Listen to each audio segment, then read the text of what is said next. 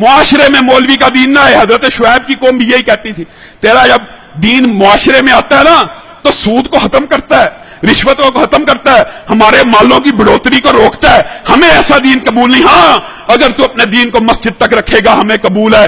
आज भी मौलवी जब तक मस्जिद के अंदर अपने दीन को महदूद रखेंगे किसी को कोई एतराज नहीं होगा। एतराज किस पे होगा?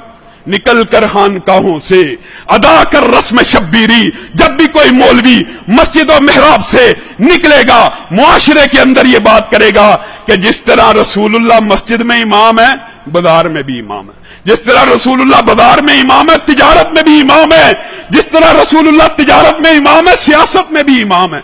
और लोगों, ये कहां का फलसफा है? ये कहां का फलसफा है कि रसूलुल्लाह सिर्फ मस्जिद के इमाम है, सिर्फ कारोबार के इमाम है, सिर्फ मामलात अखलाकियात के इमाम है?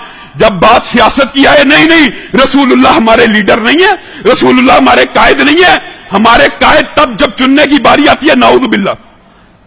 एक बात मैं शुक्र भी करता हूं, नाउज़ बिल्लाह भी कह रहा हूं, शुक्र इस बात का लगे लोगों में कम अज कम कल के वाकये से इतना